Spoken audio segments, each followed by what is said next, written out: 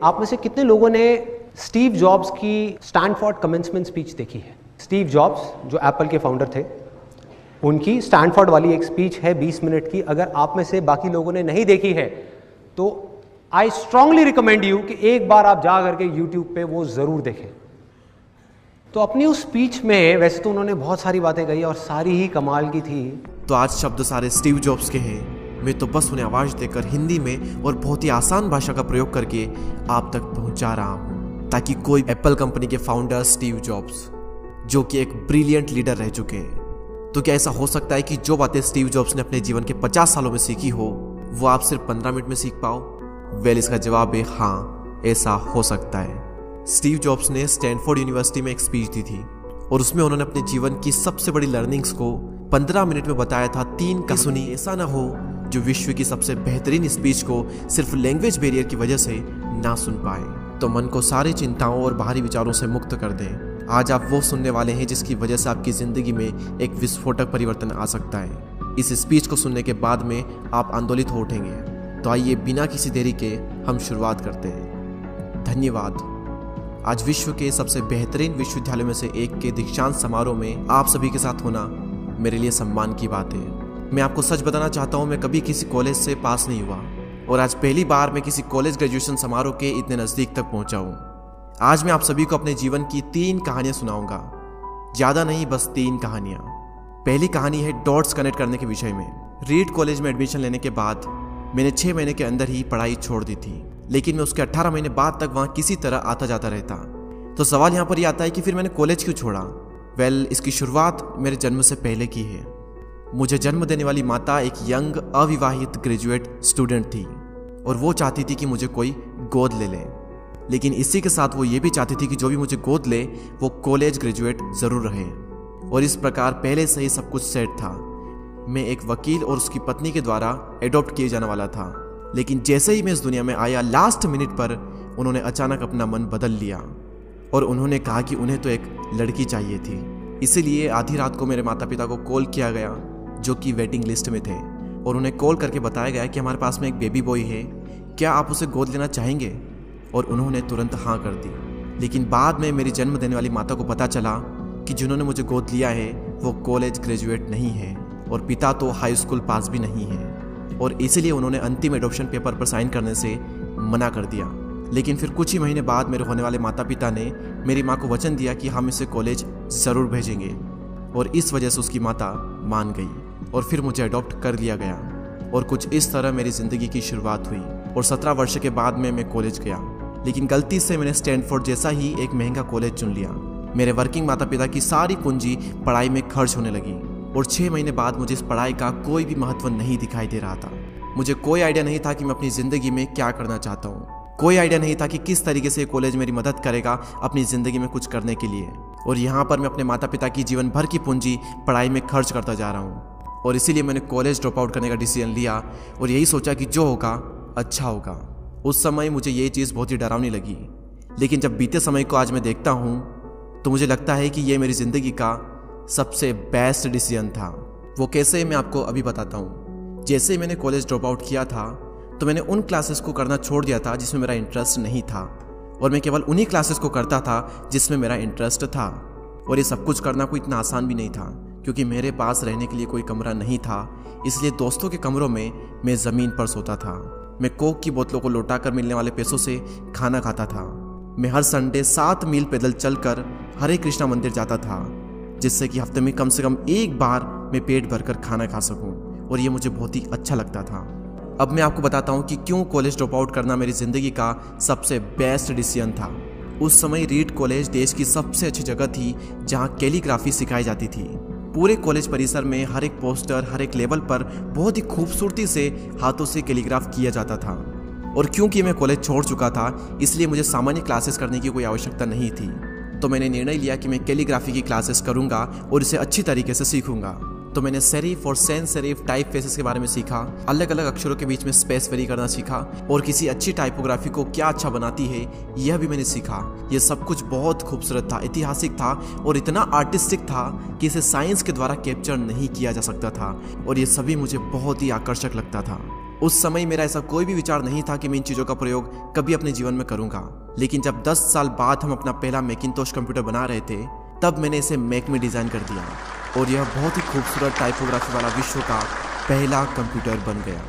अगर मैंने कॉलेज में केवल कैलीग्राफी में प्रवेश नहीं लिया होता तो मैक में कभी भी मल्टीपल टाइप फेसेस या प्रोपोर्शनली स्पेस्ड फॉन्ट्स नहीं होते। और क्योंकि विंडो ने मैक की कॉपी की है तो दुनिया के किसी भी पर्सनल कंप्यूटर में ये सब नहीं होता। अवश्य ही जब मैं कॉलेज में था तो भविष्य को देखकर इन डॉट्स को कनेक्ट करना असंभव था, लेकिन जब 10 साल बाद में बीते समय को देखता हूँ तो मुझे सब कुछ क्लियर नजर आता है। आप केवल पीछे देखकर ही डॉट्स को कनेक्ट कर सकते हो। इसीलिए आपको विश्वास करना होगा कि अभी जो भी हो रहा है वो आगे चलकर किसी न किसी तरह से आपके फ्यूचर से कनेक्ट हो जाएगा। आपको किसी न किसी में तो विश्वास करना ही होगा, अपने गट्स में, अपने भाग्य पर, अपने जीवन पर या फिर अपने कर्मों पर।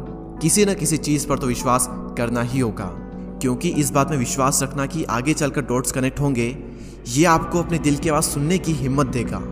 और उस समय भी जब आप बिल्कुल अलग रास्ते पर चल रहे होंगे, और यही बात आपको बाकी लोगों से अलग बनाएगी। तो मेरी पहली कहानी से सबसे बड़ी सीख यही है कि जो हो रहा है वो अच्छे के लिए हो रहा है, और अभी आप जो भी कर रहे हैं वो आगे चलकर आपके किसी न किसी काम जरूर आएगा। आप बस अपने आप में विश्वास रखकर करते जाइए जो कर रहे हैं। मेरी दूसरी कहानी लव और लॉस के विषय में है। मैं बहुत ही सौभाग्यशाली था कि जिससे मैं प्यार करता था वह मुझे जल्द ही मिल गई। वॉज और मैंने अपने पिता के गैराज से एप्पल की शुरुआत की थी जब मैं 20 साल का था, और हमने बहुत मेहनत की और 10 साल में एप्पल कंपनी 2 लोगों से बढ़कर $2 बिलियन और 4000 लोगों की कंपनी हो गई। हमने अभी 1 साल पहले ही मैकिंटोश रिलीज किया और मैं 30 साल का हो गया था और कंपनी ने मुझे निकाल दिया। आप सभी लोग सोच रहे होंगे कि अपनी ही बनाई हुई कंपनी से मुझे कैसे निकाल दिया। जैसे जैसे एप्पल ग्रो करने लगी, हमने एक बुद्धिमान आदमी को हायर किया जिसे मैंने सोचा कि वो मेरे साथ मिलकर कंपनी को आगे बढ़ाएगा। पहले 1 साल सब कुछ ठीक चल रहा था, लेकिन फिर उसके बाद कंपनी के फ्यूचर विजन को लेकर हम दोनों में विवाद होने लगे और बात बोर्ड ऑफ डायरेक्टर तक पहुंच गई और उन लोगों ने उसका साथ दिया, और इस तरीके से 30 वर्ष की आयु में मुझे अपनी ही कंपनी से निकाल दिया गया। जो मेरी पूरी एडल्ट लाइफ का फोकस था वो अब खत्म हो चुका था और यह पूरी तरह से मुझे बर्बाद करने वाला था। और कुछ महीनों तक मुझे कुछ भी समझ में नहीं आया कि मैं क्या करूं।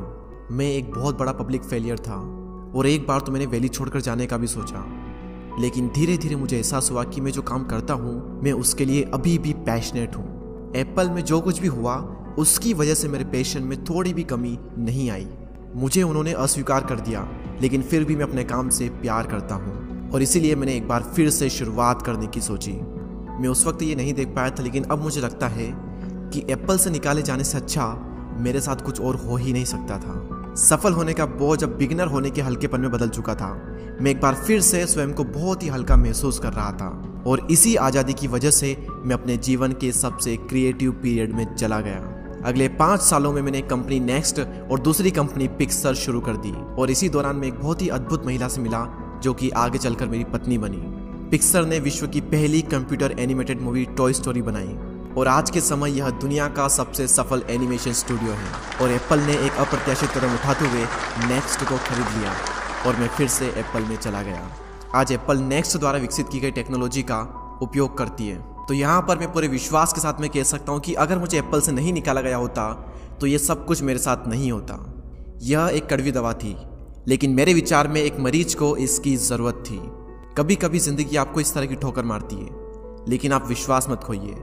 मैं विश्वास के साथ में कह सकता हूँ कि मैं सिर्फ इसलिए आगे बढ़ता गया क्योंकि मैं अपने काम से प्यार करता था। जितना अपने प्यार को जानना ज़रूरी है, उतना ही ज़रूरी है अपने काम को खोजना जिसे आप सच में एंजॉय करते हो, क्योंकि आपका काम आपकी ज़िंदगी का एक बहुत ही बड़ा हिस्सा होता है। और वास्तविक रूप से संतुष्ट होने का सिर्फ यही एक तरीका है कि आप वो करें जिसे आप एक बड़ा काम समझते हैं, और बड़ा काम करने का सिर्फ एक ही तरीका है कि आप वो करें जो आप करना पसंद करते हैं। और अगर अभी तक आपको वो काम नहीं मिला है तो आप रुकिए मत, उसे खोजते रहिए। जैसा कि दिल से जुड़ी हर एक चीज़ में होता है, वो जब आपको मिलेगी तब आपको पता चल जाएगा। और जैसा कि किसी अच्छे रिलेशनशिप में होता है, वो समय के साथ साथ और भी अच्छी होती जाएगी। इसलिए इसे खोजते रहिए, रुकिए मत। मेरी तीसरी कहानी मृत्यु के बारे में। जब मैं 17 साल का था तो मैंने कोट पढ़ा था, यदि आप हर दिन ऐसे जिएंगे जैसे आपकी ज़िंदगी का आखिरी दिन है तो आप किसी न किसी दिन सही साबित हो जाएंगे। और इसने मेरे दिमाग पर एक बहुत ही बड़ी छाप छोड़ दी।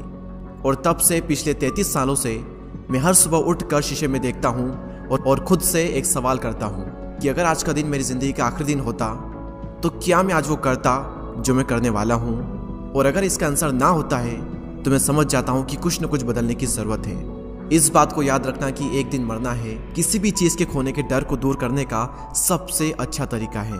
आप पहले से ही नंगे हैं, ऐसा कोई भी कारण नहीं है कि आप अपने दिल की ना सुने। करीब 1 साल पहले ही मुझे पता चला कि मुझे कैंसर है। सुबह 7:30 बजे मेरा स्कैन हुआ और उसमें साफ दिखाई दे रहा था कि मेरे पेनक्रियाज में ट्यूमर है। और सच कहूँ तो मुझे तो ये भी नहीं पता था कि पेनक्रियाज होता क्या है। डॉक्टर ने लगभग पूरे विश्वास के साथ में मुझे बताया कि मुझे एक ऐसा कैंसर है जिसका उपचार करना संभव नहीं है और अब मेरे पास केवल 3 से 6 महीने ही बचे हैं। डॉक्टर ने मुझे सलाह दी कि मैं घर जाऊं और सभी चीज़ें व्यवस्थित कर लूं।